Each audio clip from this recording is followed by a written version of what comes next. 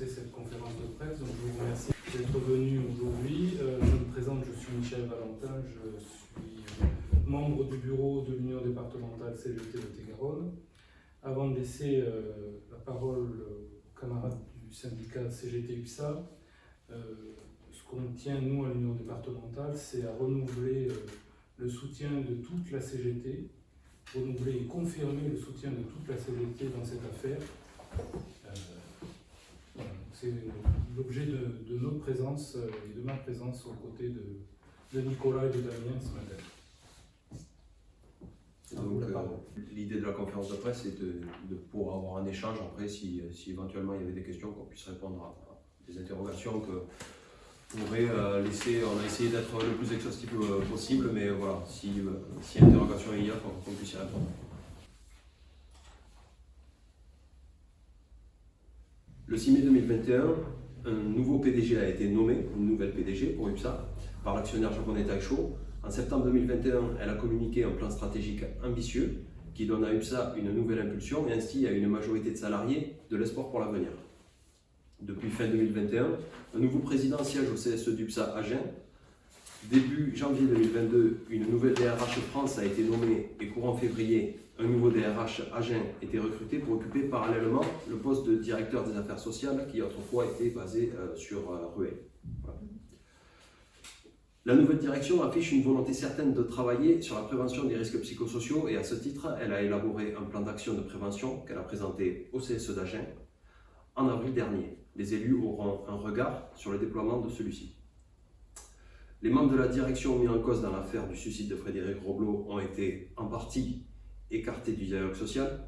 Maintenant, les plaintes déposées doivent aboutir à l'image des procédures engagées devant la CPAM. Depuis que nous avons mandaté Maître Rachel Saada, avocate au barreau de Paris, spécialiste en droit du travail, en droit des accidents de travail, la légitimité de nos prétentions a été reconnue à plusieurs reprises. En mars 2021, le suicide de Frédéric Robleau a été reconnu un accident de travail. En mai 2021, la direction UPSA Agen avait contesté cette décision de la CPAM qui avait fini en août 2021 par rejeter sa contestation pour confirmer la reconnaissance en accident de travail qui est donc définitive aujourd'hui. Dans son jugement du 11 avril 2022, le pôle social du tribunal judiciaire a infirmé la décision de la CPAM, c'est-à-dire que l'entretien disciplinaire de Frédéric Robleau en date du 9 juillet 2020 a été reconnu comme un accident de travail. Une nouvelle fois, cette décision nous démontre le caractère mensonger des réserves qu'avait formulées la direction. Enfin, nous avons été informés du retrait de la plainte déposée par l'ancienne DRH contre le réalisateur Stéphane Brisé, alors qu'elle l'accusait de diffamation pour les propos qu'il avait tenus dans l'émission C'est à vous diffusée sur France 5 au soir du 24 mars 2021, après la tentative de suicide survenue au sein d'UPSA.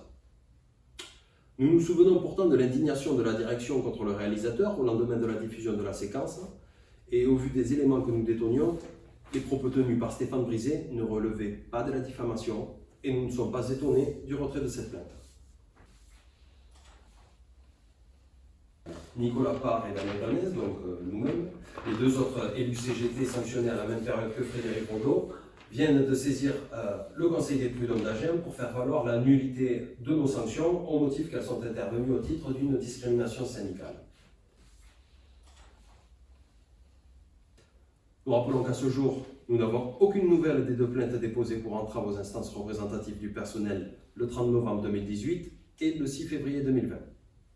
Sur le plan pénal, dans le cadre des plaintes déposées par les ayants droit de Frédéric Robleau contre UPSA, et chacune des 4 personnes citées dans ce dernier écrit, 2 dirigeants UPSA et 2 élus CFDT, du chef de harcèlement moral, non-assistance à personne en danger, discrimination syndicale et homicide involontaire, donc nous-mêmes, Nicolas Parr et Damien Planès, nous avons été auditionnés par la section de recherche entre octobre 2021 et janvier 2022, et nous avons remis aux enquêteurs un nombre conséquent de pièces probantes. Nous interpellons maintenant le procureur de la République afin qu'il se saisisse des conclusions ainsi que des conclusions de l'enquête de l'inspection du travail pour engager les poursuites. Donc depuis notre dernière conférence de presse, notre détermination demeure et le temps des responsabilités évolue.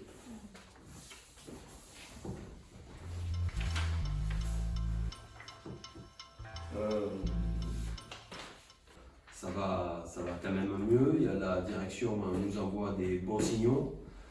Il y a une volonté de dialoguer qui est évidente, il y a du travail qui est fait dans ce sens.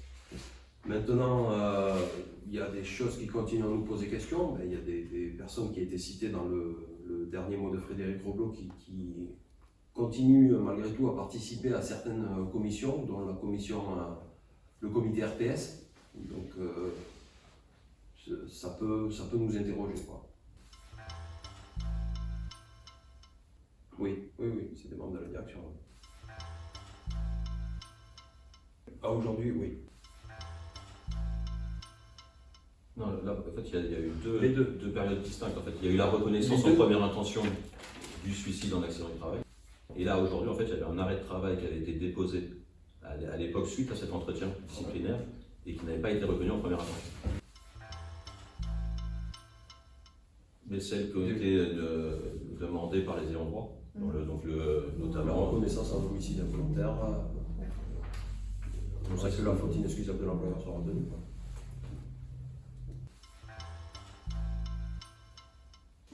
Il y a tout de même des évolutions dans l'affaire, même si on peut forcément, dans notre position, on aimerait que tout aille plus vite.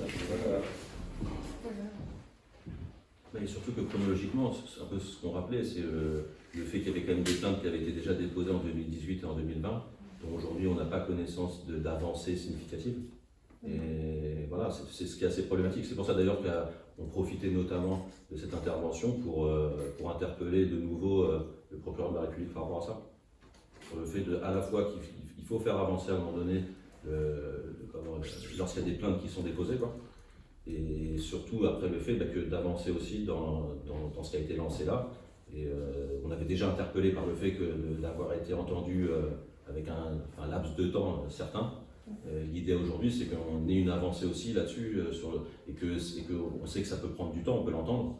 Néanmoins, qu'on voit qu'on ait l'impression, enfin qu'on nous renvoie en tout cas des signaux comme quoi ça avance. Et aujourd'hui, c'est pas nécessairement ce que nous on reçoit. Pour moi, ça a été 3 jours de mise à pied. Avertissement et avertissement aussi Pour Frédéric. C'était appuyé en fait sur des déclarations calomnieuses. Et nous pouvons prouver ces calomnies. Ah oui, c'est pour ça qu'aujourd'hui on dépose des saisines au prud'homme. D'accord. Donc ça a pris le temps, parce qu'en fait la direction à une époque et d'ailleurs on l'a vu notamment par rapport à la procédure qui est en cours, M. Roblot avait estimé le fait qu'on n'ait pas réagi ou déposé de suite et que ça voulait dire qu'on était d'accord. Sauf que je pense que cette même direction elle avait oublié qu'il y avait un certain temps quand même pour pouvoir déposer. Et puis quand on fait attention à ce qu'on fait, on ne fait pas n'importe comment et donc on prend le temps nécessaire pour mener les choses à bien. Et puis après, lors des entretiens disciplinaires, on s'est défendu de ces accusations, mais la direction n'a retenu qu'une version des faits, quoi. Que la version qui lui était rapportée, parce qu'il y avait une volonté claire de sanctionner, quoi. Lorsqu'il y a eu la possibilité de pouvoir échanger avec elle. Oui. Ils sont restés un peu sur le même champ lexical, c'était la violence. Et donc à chaque fois, moi par exemple, c'était un comportement dit inadapté lors des réunions. Donc, sauf que, comme on l'avait déjà un peu identifié ici, ce sont des réunions qui sont enregistrées, puisqu'il y a des personnes, des professionnels qui viennent justement faire des prises de notes pour les PV. Il y a des bandes qui sont associées. On pouvait très largement démontrer qu'il n'y avait rien qu'à aller dans ce sens-là. Pour autant, ils ont décidé d'y aller. Moi, je l'ai reçu directement dans ma boîte aux lettres, donc je n'ai pas eu la possibilité de me défendre lors d'un entretien préalable à sanction. C'est quand même assez étonnant, en plus qu'on doit être représentant du personnel. Je ne sais pas la nature du dialogue social, lorsque vous ne pouvez pas vous défendre, c'est assez étonnant. Et puis après, il y a une particularité aussi par rapport à Damien. Moi, je dirais que moi, comme Fred, on a été sanctionné sur des propos calomnieux de l'UCFDT, et c'est la raison pour laquelle Fred les a cités dans son mot, quoi. Le fait qu'on n'ait pas communiqué la première fois, c'est qu'on ne souhaitait pas forcément que ça crée des polémiques ou autre. Sauf que le problème, c'est qu'entre-temps, il y a des personnes qui ont commencé en fait à remettre en cause un peu ce qui avait été laissé dans les écrits de Frédéric, et ça on ne pouvait pas le laisser dire. Sachant qu'il y a d'autres personnes qui auraient pu se sentir concernées alors qu'elles n'étaient pas nécessairement. Et du coup, on avait besoin de reposer un cadre. Et c'est pour ça qu'aujourd'hui, on ne les nomme pas. On indique bien, pour que ça soit, qu'il y ait un cadre et que ça soit établi, on ne va pas au-delà de ça. Mais en tout cas, oui, c'est ce qui explique, parce que c'est vrai que la question que vous nous avez posée est légitime à l'époque, et qui faisait qu'aujourd'hui on était davantage, et d'ailleurs c'est ce qu'on avait indiqué, c'est ce que vous retrouverez sur la partie, on était parti à la base sur une tierce organisation, parce qu'on ne voulait pas rentrer forcément sur ce champ-là. Aujourd'hui, on n'en a pas forcément la possibilité de continuer là-dessus, et donc on veut en dissiper tout doute ou tout amalgame par rapport notamment à d'autres organisations syndicales ou d'autres personnes qui seraient concernées. Les ayants droit non, ont déposé plainte, C'est ça. le syndicat aussi. Et après, il y aura constitution de partie civile éventuellement sur d'autres instances du syndicat.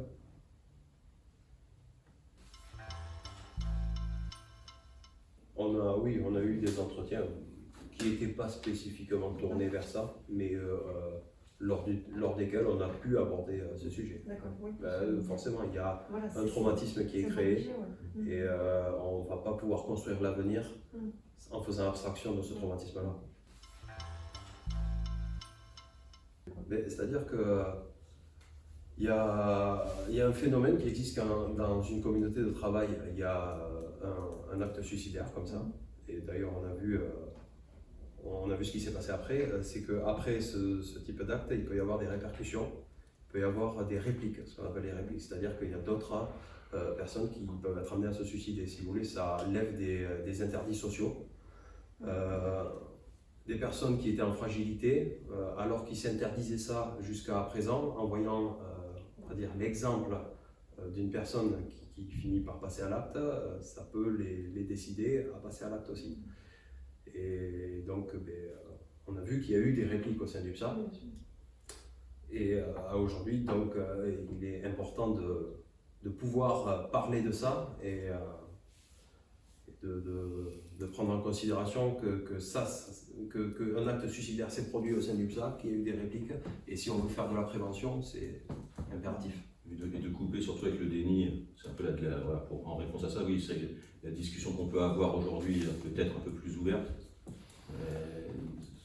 ça ne correspond plus du tout à ce qu'il y avait précédemment, mais là où les personnes étaient directement, pour certaines, impliquées, et du coup, vous doutez bien que dans la communication, c'était le déni organisé. Donc c'est vrai qu'on est passé sur cette thématique-là, de tout l'un à tout l'autre. Après, la difficulté qu'il peut y avoir, c'est ce que nous on essaye, et c'est là où on essaye d'avoir un équilibre qui soit juste, entre ce qui continuera de toute façon à être poussé, parce qu'on sait que ça peut durer dans le temps encore, et que des procédures comme celle-là, on va dire, ça prend du temps, quoi, et la construction qu'on fait avec la nouvelle direction. Donc après, c'est là où on essaye d'être vigilant en fait, par rapport à ça. Non, et comme on l'a rappelé, en fait, c'est peut-être aussi dû au fait qu'il y ait des personnes impliquées directement, elles aient été écartées aujourd'hui, à certains niveaux. Donc ça veut dire qu'en termes de dialogue social, aujourd'hui, il y a des personnes à qui on n'a plus du tout de connexion ou d'échange. Donc, après, c'est peut-être aussi un mélange des genres. Vous avez une ligne que vous êtes censé appliquer, et après, il y a la manière dont vous l'appliquez. Je pense que c'est là où on voit la difficulté, ou le zèle qui peut être appliqué derrière par rapport à une ligne de conduite. Bien sûr qu'on ne pourrait pas affirmer qu'il y avait une volonté de Taisho particulière par rapport à ces sujets-là. Néanmoins, on ne peut pas exclure le fait que s'il y a des personnes à un moment donné qui sont, on va dire, en responsabilité et donc qui dépendent quand même hiérarchiquement par rapport à Taisho, soit on peut considérer qu'il y a eu un laisser-faire sur des manières de faire. Après, le fait que ça a été soutenu ou pas, c'est impossible pour nous. Enfin, aujourd'hui, on ne peut pas dire ça. Ça va être on peut se poser la question, mais je pense que ça ça sera sera... communiquer Voilà. sur ce... Forcément que nous, on tire des hypothèses, mais ça reste que nos hypothèses. On va dire les faits aujourd'hui ne remontent pas jusqu'à Taisho. Concrètement, si on dit aujourd'hui, on ne peut pas dire. Après, c'est quand même eux qui ont la responsabilité après de ce qui se passe à partir du moment où. Donc, c'est pour ça que l'un dans l'autre, c'est difficile. Après, aller savoir à quel moment c'est trop zélé, à quel moment il y a une demande de l'actionnaire, c'est bien difficile à faire la part des choses. Et alors, il y a les deux. Elles sont à la fois nominatives par rapport à l'écrit, mais il y a aussi une plainte contre ça. C'est pour ça qu'après, je vous dis, voilà, les liens après seront retenus par la justice. Voilà. Mais dans le contexte dans lequel les plaintes ont été déposées, ça avait du sens de le structurer comme ça. On est obligé de garder quand même quelques réserves. On vous fait confiance si vous suivez, de toute façon, dès lors que ça va être en justice, je pense pas que vous ayez beaucoup besoin de nous pour savoir On ne voudrait pas que ça tourne à des attaques personnelles, surtout pas. C'est pas le but. On a des nouvelles, on en entend parler. Voilà. Après, je pense que on n'est pas les mieux placés pour communiquer dessus. Je pense que vous êtes des personnes qui sont très bien placées et qui en ont déjà parlé en plus. Forcément, après qu'on s'informe sur son cas aussi. Voilà. Parce que c'est une collègue et ça nous intéresse. Mais voilà, on ne peut pas communiquer, c'est pas à nous à communiquer ce type d'information. Clairement, on est ici à la fois pour communiquer qu'on a encore eu gain de cause par rapport à tout ce qu'on a poussé. Et aujourd'hui, l'idée, voilà, c'est ça, et c'est pour ça qu'on rappelle aussi les plaintes qui avaient été déposées. Enfin, moi, je pense voilà, on souhaite vraiment, au-delà même du cas spécifique par rapport à Frédéric et l'enquête, que les plaintes qui avaient été déposées aussi, que ça avance, quoi. Voilà pour nous. Merci à vous d'être venus. Merci de venir. Merci beaucoup. À vous aussi, bon courage. Merci.